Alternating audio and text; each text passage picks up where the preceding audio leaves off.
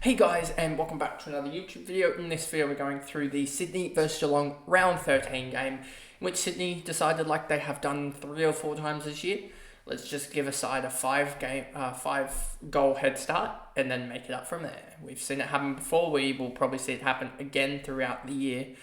I think this is the 3rd or 4th time it's happened, and the 3rd or 4th time they've run out 30 plus point winners, which just shows they are basically making a 10 goal turnaround each and every time. We saw it with Carlton as well. Carlton got the first, I think, 4, and Sydney ran out 7, 8 goal winners, so they made an 11 or 12 goal turnaround there. GWS, the same thing happened, I'm pretty sure, as well. GWS got out to a 3 or 4 goal head start, and then Sydney wrangled them back in, and then won by, I'm pretty sure, 10 goals, like 5 goals again. So we've seen it happen countless times. The Western Bulldogs also got off to a 2 or 3 goal head start against us, and if it wasn't for some late goals, I believe they kicked 3 of the last. Is it 3? Yeah, 3 of the last 4 goals in that game. It would have been another 40-point turnaround. Carlton, they kicked the first 4 goals, and the Swans came out 52-point winners, so that was a 12 or 13 goal turnaround there. Was it GWS? Go through that game. GWS, actually, we kicked the first goal, but they kicked, 3 goals to end the first quarter, and that ended up being 15-point quarter time margin, and it ended up being a 29-point full time margin. So that seems to be happening quite a lot, where the Swans are either going 5 goals down or 3 goals down into quarter time, and then they just blow the game open in the 2nd, 3rd, and 4th quarter. Even the West Coast game, they were only up by 11 points, and then they still won the game. Won the game by 26 points in the end. So they do come out and they just fire. You could even say that, there's so many countless games where they are level or behind, or even really far behind at quarter time, and then they just come out and blast a team in the 2nd, 3rd, and 4th quarter, and we've seen it again. So anyway, enough rambling, and before we get into the video, remember to like and subscribe, turn the notification bell on so you know when I upload, and let's get into this actual recap. So Errol Gordon, what a man. Brought him in for the 151. This is absolutely huge. Should have brought him in Supercoach. Would have solved a lot of issues, especially with Clayton Oliver, that I'm having now trying to find trades. But yeah, Errol Gordon, 27-33, but the second half that he had of a 91 through a 43 and a 48 was just amazing. I didn't get to see probably from about the 10-minute mark to 12-minute mark of this game of the 3rd quarter. So I missed quite a lot of it, but I saw the highlights of it. I saw a lot of it. I need to go back and probably watch the second half of it in full.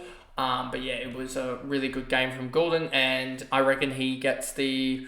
I reckon it would have been tight if he hadn't kicked the goal to cap it all off here in the 4th quarter. I think it would have been definitely tighter for best on ground.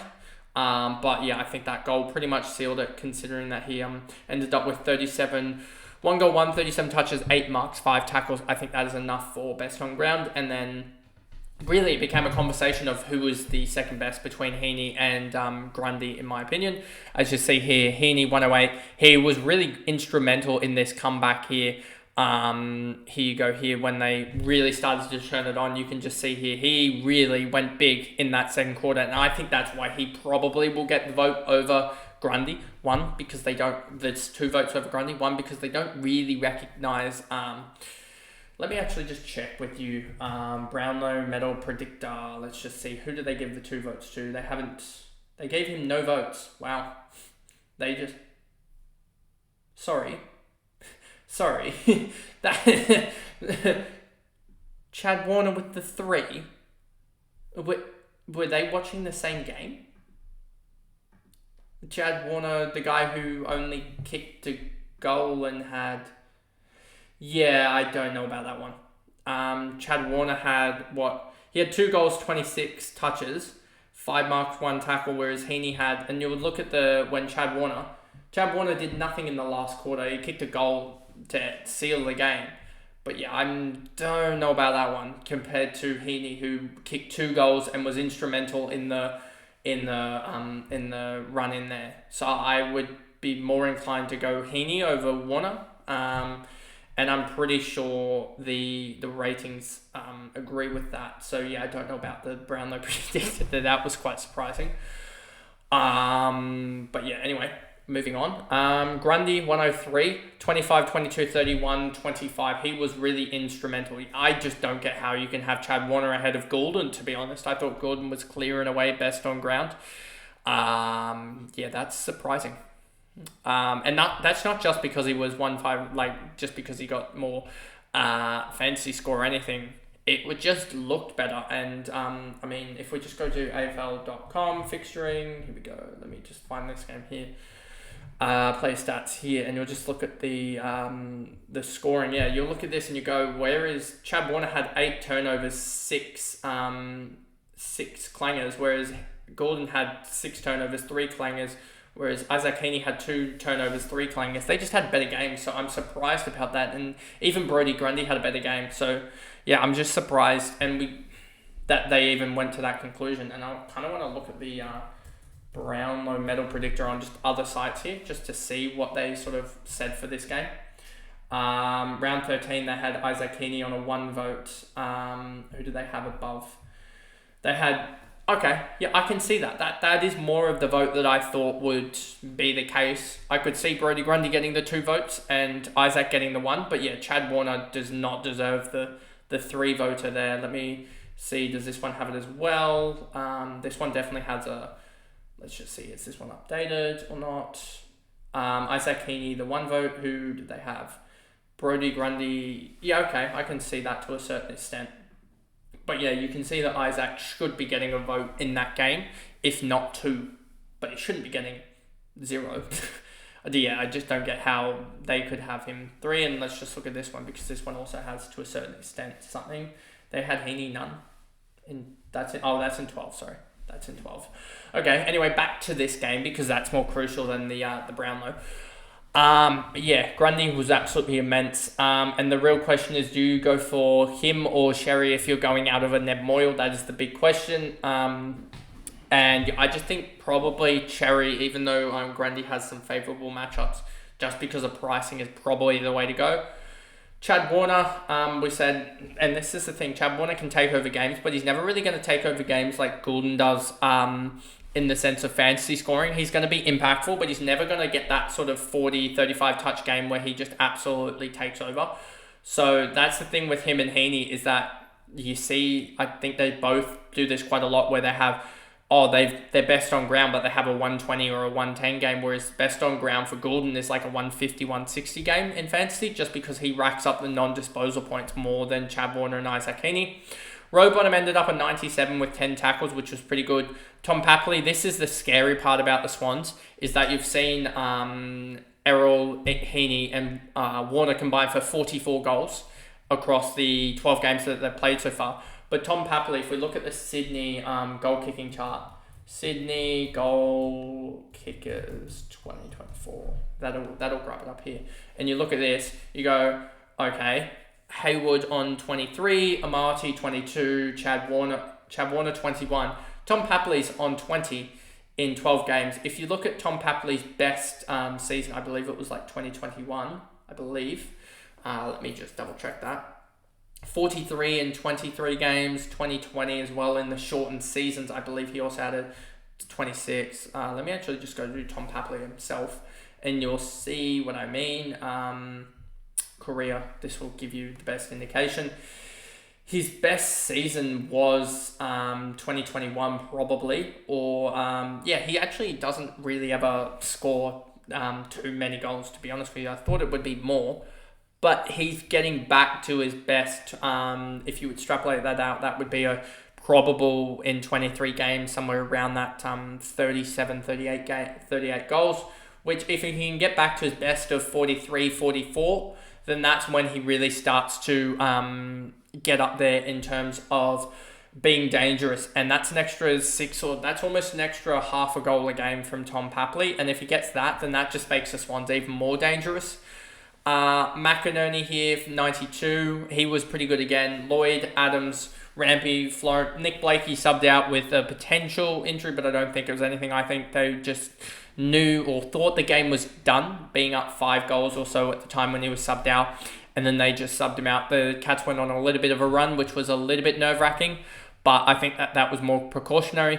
Amati, Hayward, James Jordan doing his role, locking down Tom Stewart, who ended up, where did Tom Stewart end up? A 78, but that was after a big first quarter, I believe.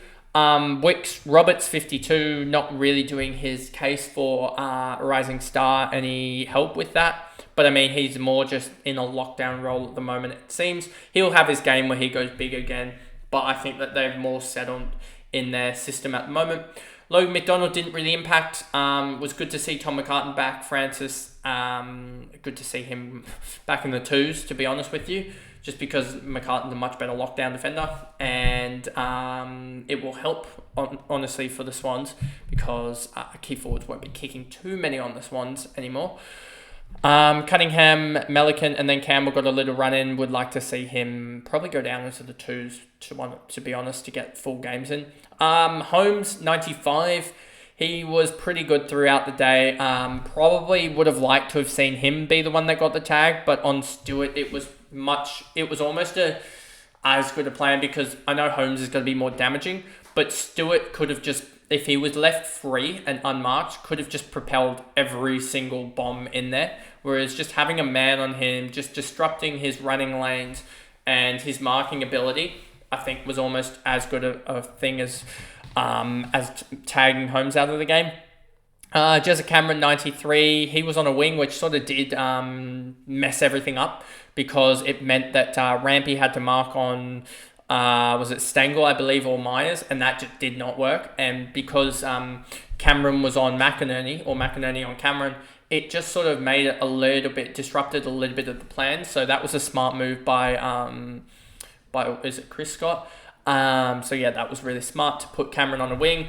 O'Connor, 31, 27, 16, 7. Didn't really see him do anything, to be honest with you. Stewart, 78, but I'm pretty sure it was a big first half, and then he really got drowned out of the game when the Swans started to take over, and I think that was in part due to James Jordan finally figuring out how to play Tom Stewart. Colin Jasny, 77, Atkins, Duncan, Myers, Hawken. We can just streamline through this, because none of these guys are fantasy relevant at all. I thought Myers would be, but he's put up a couple of stinkers back to back. 742k here, but you'll see that drop in the next couple of weeks. After, I believe, do they have a bye this week, or is it next week in 15? I don't have any Geelong plays, so I can't remember. Let me actually just check, but this may have my trades. Let's just go Geelong. Let's just go Myers here, and it should. Yeah, they're on the bye this week, so yeah, they're not going to be relevant this week. And then you've got Clark ended up at 61. Wow, that's surprising. I thought he didn't do much, but he must have come out in the second half and actually impacted the game, as I saw him at halftime on nothing. So yeah, that's a fair effort to get to a 61, but then again, not really fantasy relevant anymore. Stanley, Henry, Mullen, Dempsey of 54, probably hurting his case for Rising Star. Guthrie, Close, Blickarves, Bruin, DeConing, Neil, and then Rowan came on, I'm pretty sure, relatively early in the game, to be honest with you. They were prepping him almost midway when I was about to leave. I swear they were prepping him to actually come on. So, yeah, he had 38 minutes in the end, and I'm guessing he would have had probably a couple of stints on the bench as well. So, yeah, he probably would have ended up coming in midway through the third quarter, I'm pretty sure. And that pretty much is the video there, going through the Sydney vs Geelong game. A little bit more time spent on Sydney, just because I wanted to spend it on, being my side. And Geelong really don't have any fantasy relevance. But yeah, more so just talking about how Gordon, I think, is a must almost at this point now, just because of his pricing and the ability he has just to sit on a wing and be unmarked. And I think he will be almost a great contributor, because teams will be looking at Heaney and Warner in the middle and thinking, how can we stop them? And Gordon will just be left on the wing, to be honest. And the only thing about the Swans really right now is how many more games until they get so far out in front like they are. If they win their spare game in hand on most of the competition, I believe that they're effectively 4 games out in front. If they do that, then being 4 games out in front with 5-6 games to play if they can do that, they may start to look to rest players. So there is that question, but that is coming in the next sort of 6 to 8 weeks when we have all of our teams pretty much top of the line. So that'll be that. But anyway, that is the video, and I'll see you guys in the next one. Bye, guys.